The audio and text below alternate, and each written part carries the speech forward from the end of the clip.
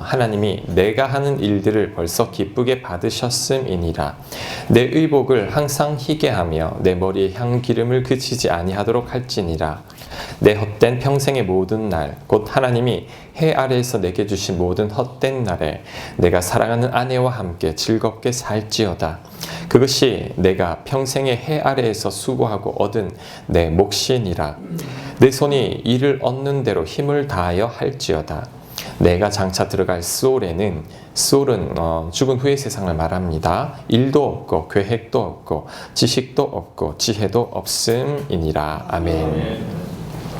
1년 전쯤에 제가 About Time이라는 영화를 여러분에게 잠깐 소개해 드린 적이 있습니다. 그 영상으로도 잠깐 봤는데 이 영화를 여러분 꼭 보십시오. 안 보신 분들이 있다면. 왜냐하면 저는 최근에 본 영화들 중에 가장 기억에 남고 계속 생각나는 영화가 이 영화였던 것 같습니다. 줄거리는 시간 여행을 할 수 있는 주인공이 있죠. 그래서 이 주인공이 후회되는 일이 있다면 다시 과거로 돌아갑니다. 그래서 이제 자꾸 바꾸죠. 어떤 때는 4-5번 돌아가기도 합니다. 그래서 다시 돌아오는 장면들인데, 제가 얼마 전에 운동하다가 이 러닝머신 하다가 앞에 그 TV에 또 그 영화를 잠깐 했어요. 다 보지는 못했지만 한 대목을 보게 되었는데, 자, 그 주인공의 결혼식 장면이었습니다. 근데 그 장면을 보는데 또 새로운 깨달음이 왔어요. 결혼식 날 밖에서 이 파티를 벌이는데 폭풍우가 칩니다. 완전 결혼식이 난장판이 되어요.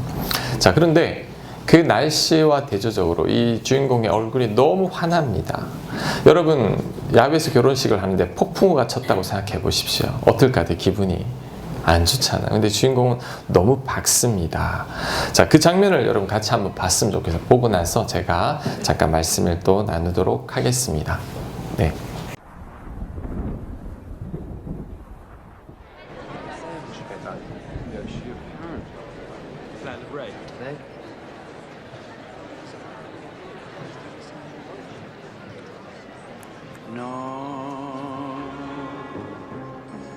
Stanotte amore non ho più pensato a te. Ho aperto gli occhi per guardare intorno a me. E intorno a me girava il mondo come sempre. Gira il mondo, gira nello spazio senza fine. Con gli amori appena nati, con gli amori già finiti, con la gioia e col dolore della gente come me. Un mondo, soltanto adesso io ti guardo, nel tuo silenzio io mi perdo e sono niente accanto a te.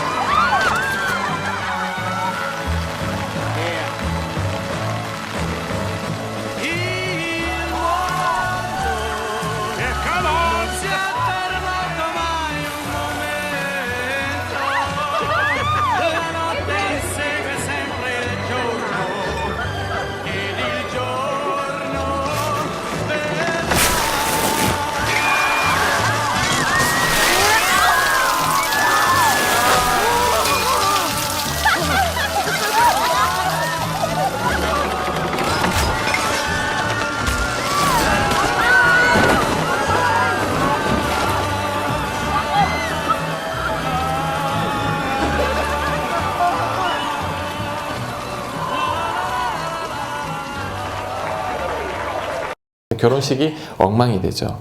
제가 예전에는 그 장면을 놓쳤었는데 최근 운동하면서 그 장면을 다시 보는데 감독이 의도하는 바가 있구나. 무엇을 의도할까? 자, 여러분이 만약에 그 시간 여행을 다시 돌이킬 수 있다면 저 같으면 다시 과거로 돌아가서 결혼식 날짜를 바꿀 것 같아요. 그런데 이 주인공은 그 날짜를 바꾸지 않습니다. 왜냐하면 그가 진리를 깨달았죠. 어떤 진리냐면 아무리 폭풍우가 치고 결혼식이 난장판이 되어도 내가 즐거워할 수만 있다면 상관이 없다라는 거죠. 자, 우리 인생 다시 산다고 별반 다를 게 없다는 거죠. 내가 지금 최선과 열심과 내가 정말 즐거워 기뻐하며 살 수 있다면 내 인생 다시 살 필요가 없다라는 거죠. 주인공이 그 뒤로는 이제 다시 시간여행을 하지 않습니다. 그가 이런 고백을 합니다.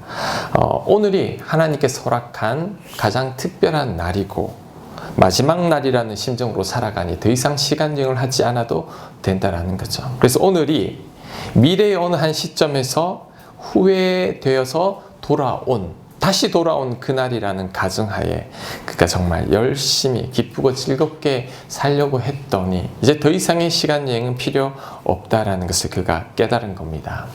자, 여러분, 우리 인생을 행복하게 살 수 있는 비결이 여기에 담겨 있습니다. 정말 후회하지 않는 인생을 사는 비결이 이 영화에 담겨 있었죠. 그래서 제가 그 영화에 여운이 많았던 것 같습니다. 그것이 무엇이냐면 후회하지 않을 만큼 오늘 이 하루를 즐겁게 사는 것입니다. 오늘이 21월 22일 이 오늘이 내 인생의 마지막 날인 것처럼 내가 즐겁게만 살아갈 수 있다면 자, 오늘 이 하루가 아무리 폭풍우가 치고 이 하루가 난장판이 되어도 나는 여전히 즐겁고 복되게 살 수 있다라는 거죠. 자, 그런데 우리가 그것을 잘 깨닫지 못합니다. 그래서 이 현재를 잘 누리지 못하죠. 여러분, 어릴 때 어땠습니까? 저 어릴 때 빨리 어른이 되고 싶었거든요. 어른이 되고 나니까 야, 어릴 때 학교 다닐 때가 좋았는데 이런 생각이 들고 제가 신대원 다닐 때만 해도 야, 빨리 신대원 졸업하고 목사 되면 좋겠다라고 했는데 지금은요, 신대원 한 번만 더 해봤으면 좋겠어요. 공부할 때 그때가 제일 행복했던 겁니다.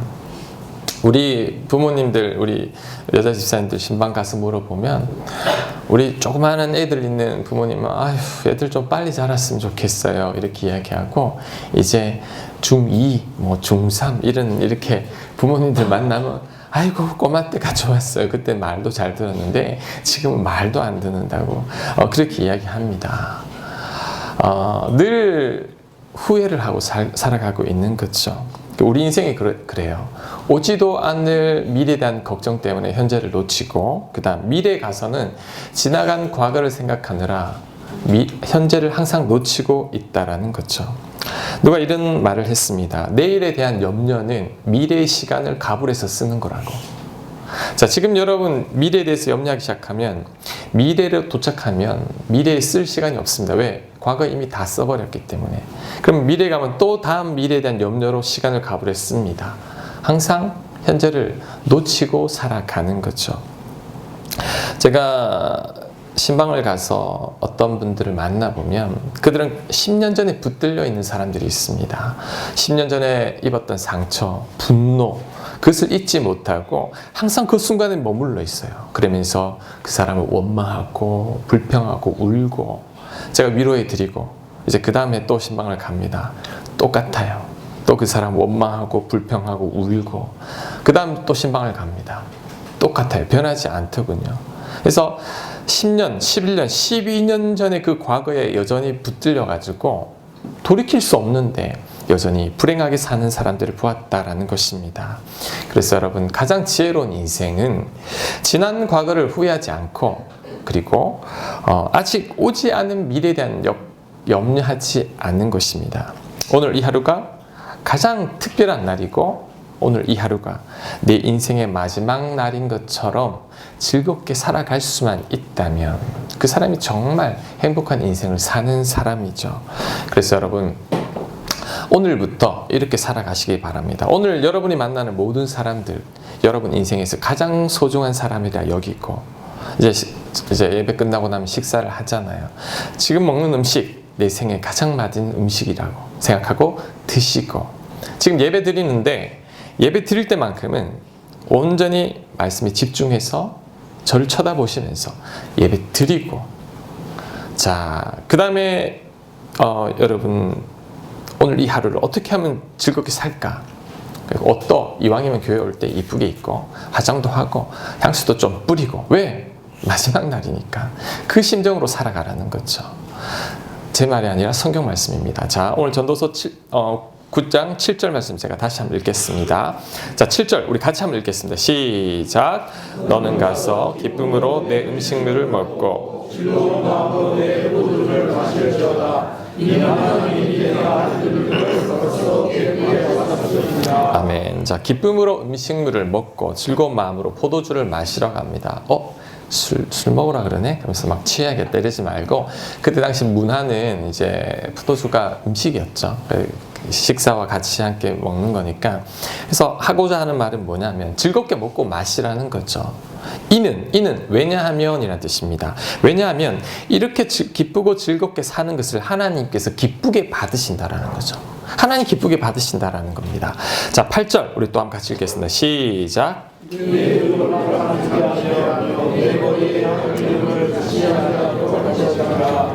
의복을 항상 희게 깨끗이 빨아 입고 머리 향기름, 머리에 이제 젤도 좀 바르고 향수도 좀 뿌리라는 거죠. 자, 무슨 의미일까요? 이왕이면 우중충하게 살지 말고 우울하게 살지 말고 멋내면서 기쁘게 그렇게 살아가라는 거죠. 자, 여러분 이것이, 자, 여러분 즐겁게 먹고 마시고 멋내고 이렇게 살아가는 것, 이것이 여러분을 향한 하나님의 뜻입니다. 하나님의 뜻. 자, 데살로니가전서 5장 16절 말씀 제가 읽겠습니다. 항상 기뻐하라, 쉬지 말고 기도하라, 범사에 감사하라. 이것이 그리스도 예수 안에서 너희를 향하신 하나님의 뜻이니라. 하나님의 뜻입니다. 청년들 기도 제목 물으면 가장 많이 하는 이야기가, 목사님 이제 대학 졸업하고 나 정말 하나님 뜻대로 살고 싶습니다. 또 많은 교인들도 그런 이야기를 합니다. 목사님 하나님 뜻대로 남은 인생 살고 싶습니다. 그런데 그 하나님의 뜻이 뭐라고요? 성경이 이야기하고 있습니다. 항상 기뻐하고 늘 하나님 의지하며 기도하고 범사에 모든 일에 감사하는 것, 이게 하나님의 뜻이에요. 보통 하나님의 뜻을 너무 심각하게 생각합니다. 너무 거창하게 생각해요. 내가 어떻게 하면 하나님을 기쁘게 할 수 있을까? 내가 무슨 일로 하나님께 영광을 돌릴까 고민하는데, 여러분 그러지 마세요. 여러분을 향한 하나님의 뜻은 지금 기뻐하고 지금 즐거워하며 감사하며 살아가는 것, 그것이 하나님의 뜻입니다. 그래서 오늘 전도서 9장 7절이 하나님의 뜻이죠. 기쁨으로 음식 먹고 즐겁게 마시고 이왕 하루를 보낼 것 멋지게 기분 좋게 이 향수 냄새도 풍기면서 그렇게 살아가라는 거죠. 자, 여러분 괜히 시무룩하고 인상 쓰고 얼굴 찌푸리고 심각한 것, 이거 하나님 원하지 않습니다. 제가 여러분에게 여쭤볼게요. 여러분 자녀가 있는데 이 자녀가 공부도 잘하고 출세하고 돈도 많이 벌어요. 그런데 항상 심각하게 얼굴 인상 팍 쓰고 우울하고 쓸쓸하게 지내는 게 좋습니까? 아니면 돈 좀 못 벌어도 가족들이 늘 웃으면서 즐겁게 살아가길 원합니까? 후자죠. 하나님도 마찬가지입니다. 우리 하나님 아버지도 마찬가지예요. 하나님 아버지, 우리가 여러분 너무 심각하게 거룩한 척, 경건한 척 심각하게 살아가는 거 원하지 않습니다. 하나님 때문에, 우리를 구원하신 예수님 때문에 늘 기뻐하고 즐거워하고 감사하며 살아가는 것, 이것이 하나님의 뜻입니다. 자녀들에도 이거 가르치세요. 우리나라가 과거에 굉장히 힘든 시절이 있었기에 우리 부모님, 할아버지 세대 출세해야 돼, 무조건 돈 많이 벌어야 돼 강조합니다. 자, 그런다고 행복해졌을까요? 그렇지 않거든요. 근데 우리는 배운 대로 또 가르칩니다. 공부해, 출세해야 돼, 좋은 대학 가야 돼, 무조건 성공해야 돼. 그게 우리에게 행복을 가져다 주는 게 아니거든요. 우리 자녀들에게 무엇을 가르치느냐, 오늘 이 하루 어떻게 즐겁게 보낼 것인가, 어떻게 기쁘게 보낼 것인가, 내 인생의 특별한 날, 마지막 날인 것처럼 우리 아이들이 즐길 수 있고 이 하루를 만끽할 수 있도록 우리 부모님들이 가르쳐야 합니다. 이것이 바로 우리 자녀들이 가장 행복한 인생을 사는 비결이죠. 미래의 행복을 여러분 예측하기 위한 실험을 한 적이 있습니다. 그래서 우리 미래에 여러분 10년, 20년, 30년 후에 여러분이 행복할 것인지 아닌지를 지금 현재 여러분의 가진 요소를 가지고 예측하는 거죠. 자, 무엇이 20년, 30년 뒤에 행복하게 만들었을까요? 돈일까요? 집일까요? 건강일까요? 직장입니까? 아닙니다. 자, 이 30년 후에 여러분의 행복을 결정하는 요소가 바로 오늘 즐거워할 수 있는 사람이었다고 그래요. 오늘 즐거워하고 오늘 기뻐하는 사람들은 20년 후, 30년 후에도 기뻐하고 즐거워하더라는 거죠. 제가 여러분 10년, 20년 뒤의 모습을 예측해 볼까요? 여러분 10년, 20년, 30년 후의 모습을 제가 말씀드릴까요?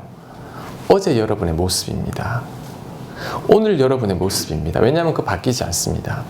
저는 이제 옛날에는 교회를 안 다녔어요. 이제 청년 때부터 교회를 다니기 시작했는데 그 전에 믿지 않는 친구들이 많이 있었죠.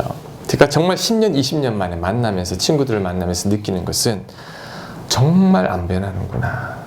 10년 전에 투덜대던 친구들은 여전히 투덜대고 10년 전에 웃던 친구들은 여전히 웃고 10년 전에 불평, 불만이 가득한 친구는 지금도 똑같다라는 거죠. 그래서 여러분 지금 모습이 여러분 미래의 모습입니다. 달라지지 않습니다. 보통 이런 조건을 겁니다. 나는 돈이 좀 더 있으면 내 지위가 좀 더 높아진다면 내 배우자가 좀 바뀐다면 나 행복해질 거야. 아닙니다. 조건을 단 사람들 그 조건이 채워져도 또 다른 불평과 불만거리를 찾아내더라는 거죠. 조건이 바뀐다고 해서 여러분은 행복해지는 게 아니죠. 내가 지금 이 순간 즐길 수 있다면 내 결혼식 날 폭풍우가 쳐서 완전히 엉망이 되었다 할지라도 나만 즐거워할 수 있고 나만 즐길 수 있다면 자, 나는 행복할 수 있다라는 거죠. 그래서 여러분 10년, 20년 뒤에 여러분이 정말 즐겁고 기쁘고 복되게 살길 원한다면 오늘부터 즐겁게 살면 됩니다. 제가 볼 거예요. 오늘 얼만큼 즐겁게 사시는지. 왜냐하면 그것이 여러분의 20년 뒤의 모습이기 때문이죠.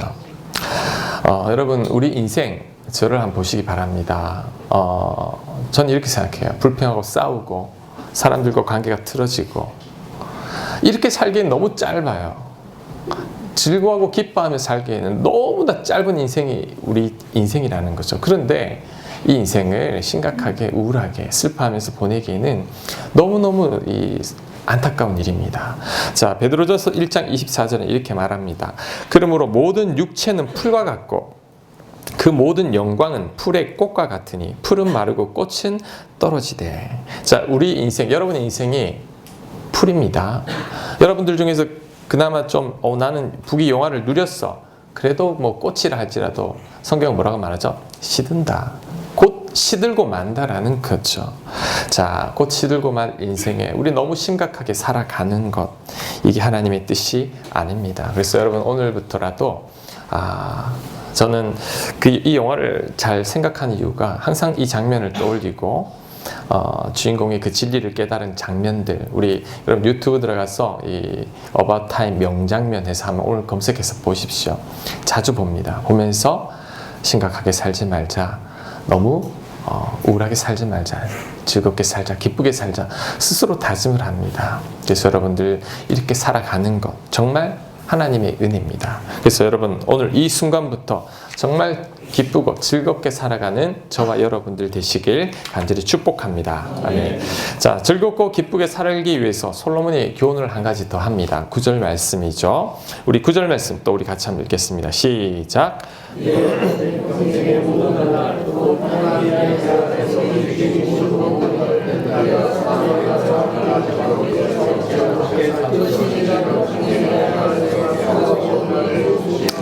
아멘. 자, 9절에 뭐라고 이야기하죠? 아내와 행복하게 살라고. 다른 말로 하면 남편과 행복하게 살라는 거죠. 가족들과 행복하게 살라는 것입니다. 왜냐하면 제가 예전에도 한번 이야기한 적이 있죠. 여러분들 일평생 누구와 가장 많은 시간을 보내죠? 가족이죠.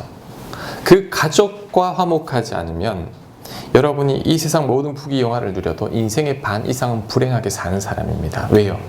내 가족과 늘 함께 있기 때문이죠. 솔로몬이 권하는 게 뭐냐면 너 인생 짧은 거 이왕 살 거 싸우면서 살 필요는 없단다.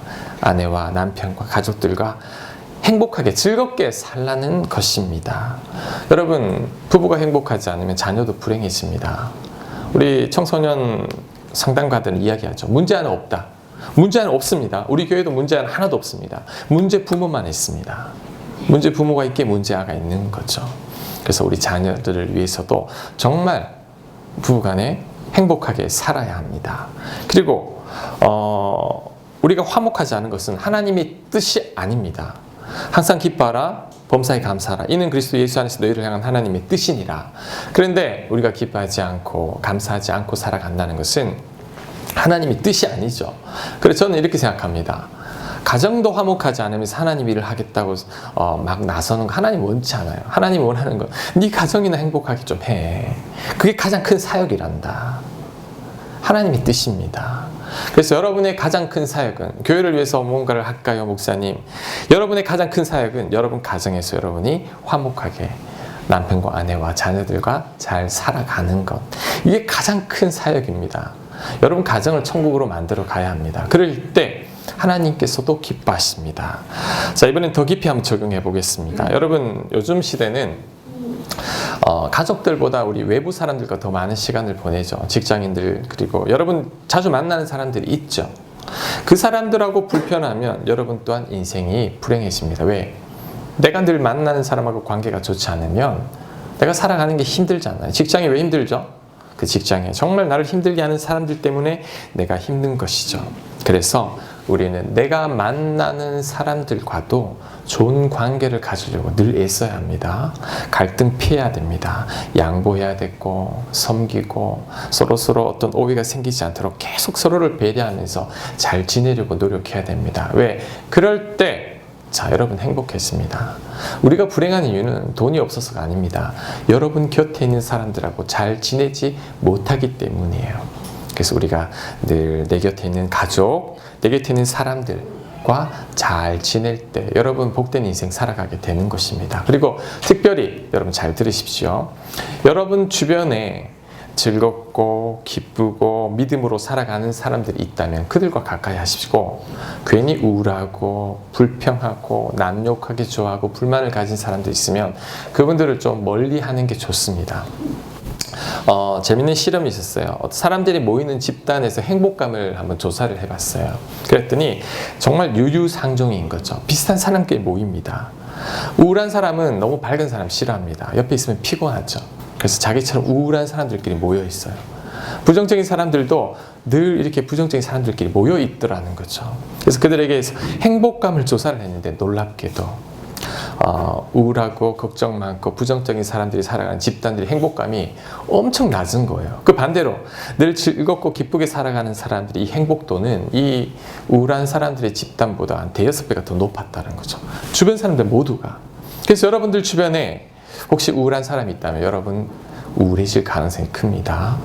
여러분 주변에 행복해하는 사람이 있고 늘 잘 웃는 사람이 있다면 여러분 또한 그렇게 될 가능성이 큽니다. 그래서 그런 사람들 가까이 해야 됩니다.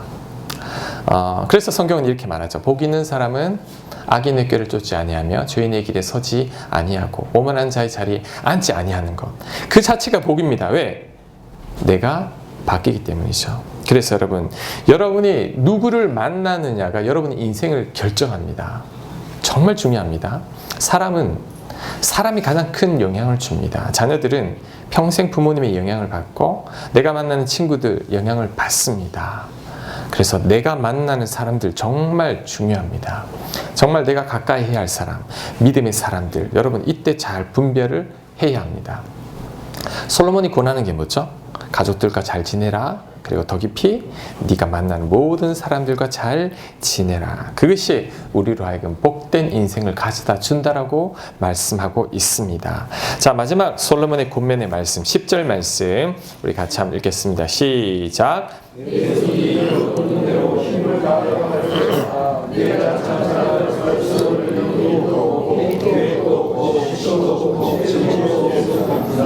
자, 10절에 보면 일을 얻는 대로 힘을 다하여 일하라고 합니다. 왜냐하면 죽고 나면 이제 그 일 다시는 못한다라는 거죠. 이것이 무엇을 의미할까요? 곰곰이 생각해 봤더니 자, 이런 의미입니다. 즐거움과 기쁨은 거저 생기는 게 아닙니다. 수고와 땀과 노력이 없는 즐거움은요, 여러분 부작용이 생깁니다. 즉 수고함으로 낙을 누리는 것, 이게 진짜 낙이라는 거죠. 솔로몬은 이것을 가르쳐주고 있습니다. 그래서 전도서 3장 13절은 똑같은 의미의 말씀이죠.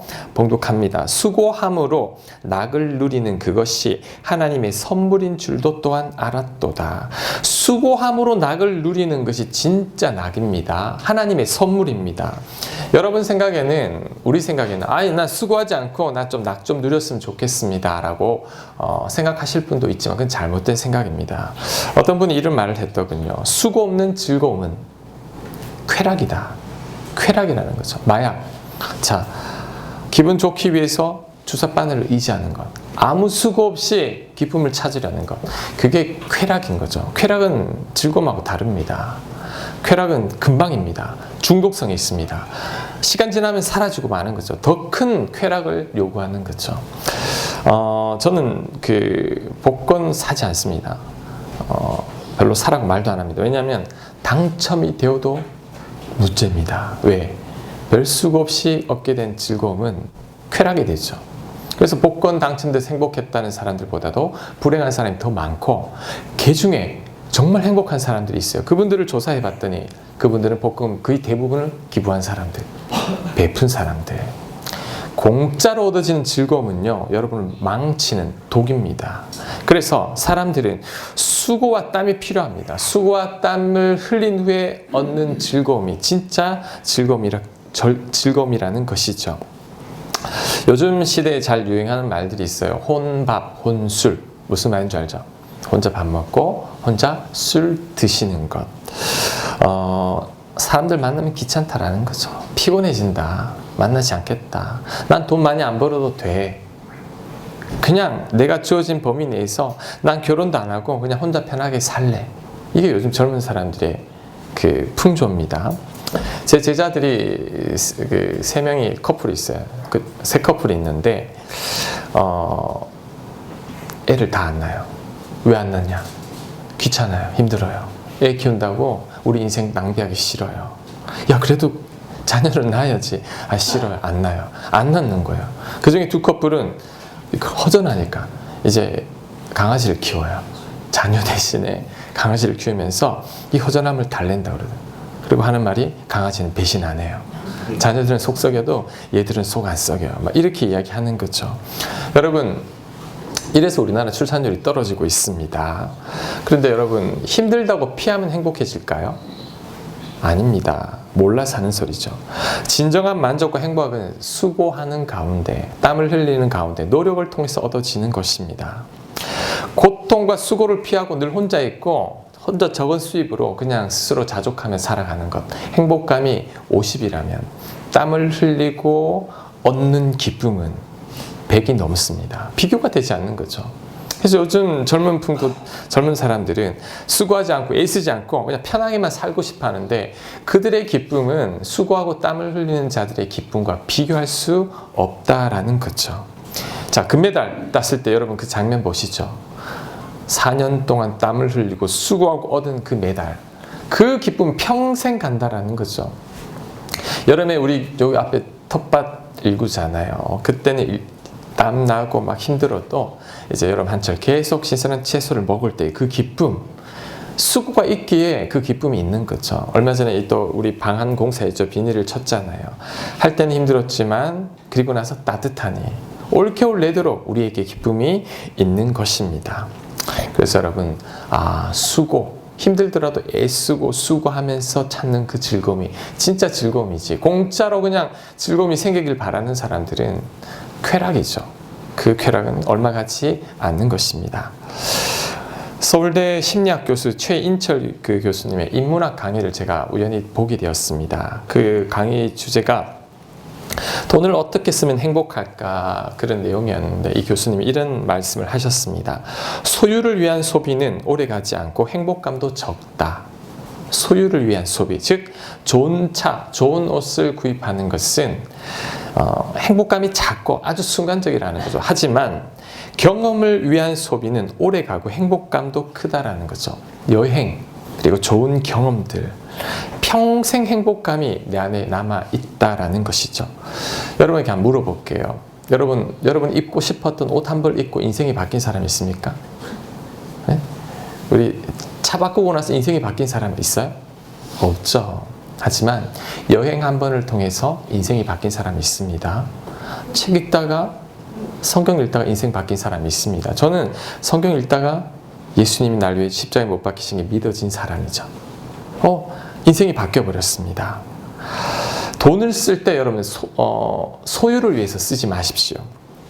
경험을 위해서 쓰십시오. 좀 힘들더라도, 수고스럽더라도 여러분 그렇게 해야 됩니다. 그래서 여러분에게 만약 돈 1억이 생긴다면 차 바꿔야겠다, 집을 업그레이드 해야겠다, 그러지 마세요. 그 소유에 의한 행복은 길지 않습니다. 잠깐이죠. 아무리 길어도 3개월을 넘지 못합니다. 하지만 그 돈을 가지고 저 같으면 여행을 다니겠어요. 자녀들에게 여행 다니고 더 넓은 세상을 보여줄 것입니다. 왜? 그것은 평생 이야기거리가 되는 거죠. 평생 경험이요, 평생 내 안에 쌓이는 자산이 되는 것입니다. 그러고 보면 우리 어르신들 말이 틀린 게 없어요. 젊어서 고생은 사서도 한다고. 아니 무슨 돈 주고 고생을 사서 해요? 그게 자산이 되는 거죠. 평생의 경험으로 남아서 우리로 하여금 일평생 지탱하게 만들어 준다는 거죠. 이번에 우리 캄보디아로 단기 선교를 떠났는데 저는 여기 있는 동안 우리 아이들에게 계속 다양한 나라들을 접하도록 해주고 싶습니다. 왜냐하면 그게 자산이에요. 우리 회비가 60만 원이거든요. 야, 컴퓨터 하나 새로 사면 좋을 텐데 아닙니다. 저는 그걸 오히려 다른 세상을 보여주는 게 더 귀하다고 생각합니다. 지금 해외 선교사로 나가 있는 선교사님들의 80%가 단기 선교를 갔다가 하나님의 마음을 주셔서 장기 선교사로 바뀐 사람들입니다. 이번에 캄보디아 가는 이기원 선교사님은 원래 청년 때 교회도 잘 안 다니고 굉장히 방황하던 청년이었어요. 인생의 회의를 느끼고 막 그렇게 막 살던 분인데 우연히 캄보디아 갔다가 이 난민 아이들 잠깐 도와주다가 가슴이 뜨거워지고 눈물 흘리며 감격하며 나는 이것에 내 인생을 걸어야겠다. 그래서 선교사로 일평생 캄보디아에서 그 난민들을 보살피고 있습니다. 인생이 바뀌어버린 거죠. 여러분이 경험한 것들로 인해서 인생이 바뀌어버립니다. 저는 그래서 우리 아이들에게 다양한 경험을 해주는 게 좋다고 생각합니다. 취미에 맞든 안 맞든 스키를 타다가 이게 나에게 안 맞구나, 그것도 경험인 거잖아요. 이것도 해보고 저것도 해보고 이 나라도 가보고 저 나라도 가보면서 우리 아이들이 많은 것들을 경험해보면 이제 그것이 평생의 자산이 되어서 이제 일평생 무엇을 위해서 어떻게 살아가야 하는지를 깨닫게 되는 거죠. 평생 이야기거리가 생기는 거죠. 평생 경험했기 때문에. 그래서 저는 우리 아이들, 여러분 부모님들께 이야기하는데 고생을 좀 시켜주는 게 좋습니다. 정말 사랑한다면. 시련과 고생이 아이들에게 감사를 가르칩니다. 그리고 다른 사람들을 헤아릴 수 있는 마음도 주는 거예요. 애들 힘들다고 무조건 다 해주면요 잘할 것 같지만 오히려 애들이 불행해집니다. 자, 고린도전후서 8장 2절 말씀. 환난의 많은 시련 가운데서 그들의 넘치는 기쁨과 환난과 많은 시련이 넘치는 기쁨을 가르쳐 줍니다. 환난과 시련이 없으면 기쁨을 주어도 기쁨이 기쁨인지 모릅니다. 그 다음 극심한 가난이 그들의 풍성한 연보를 넘치도록 하게 하였느니라. 극심한 가난을 경험해 본 자들이 다른 사람들을 헤아릴 수 있는 마음을 생기는 거죠. 그래서 우리 아이들이 고생도 해보고 힘들어 보고 자 어려움을 한번 겪어보면 아하, 넉넉한 마음이 생겨서 다른 사람을 헤아릴 수 있는 마음도 생기고 작은 것만 해도 감사한 줄 알아요. 그거 아니면 우리 아이 해줘도 감사한 줄 몰라요. 고마운 줄도 모르고 다른 사람 배려할 줄도 모른다는 거죠. 그래서 이 세상 저 세상에서 나보다 힘든 사람, 고통받는 사람들 다양한 경험과 또 스스로를 또 고생을 한번 해보면서 아하, 내가 얼마나 복받은지를 아는 것, 이게 진짜 인생을 깨우친 그 경험들입니다. 그래서 여러분 제가 드리고 싶은 말, 땀, 고통 피하려고 하면 안 됩니다. 공짜로 뭔가를 얻으려고 성이 있습니다. 오히려 여러분 인생을 망치는 거죠. 내가 고생하고 눈물 흘리고 땀을 흘리면서 이 자리를 차지했을 때 그때 진정한 기쁨을 하나님이 주신다라는 거죠. 자, 여러분 말씀 마무리합니다. 오늘 이 솔로몬이 우리에게 주시는 인생에 대한 교훈이 있죠. 이제 새해가 밝은 지 얼마 되지 않았지만 오늘 이 솔로몬의 교훈을 여러분 마음에 새기십시오. 땀을 흘려야 한다. 수고함으로 낙을 누려야 한다. 그리고 여러분 곁에 있는 사람들 소중히 여겨야 합니다. 그들과 잘 지내야 돼요. 그래 행복해지는 것이고, 그 다음 가장 중요한 것, 여러분 20년 뒤에 행복하게 살길 원하신다면 지금 오늘 여러분 즐겁고 기쁘게 살아가야 합니다. 그럴 때 여러분 20, 30년 뒤에도 행복하고 복된 인생 사는 여러분들이 되리라 확신합니다. 믿으십니까? 아멘. 우리 다 함께 일어나서 우리 주간의 안에 내가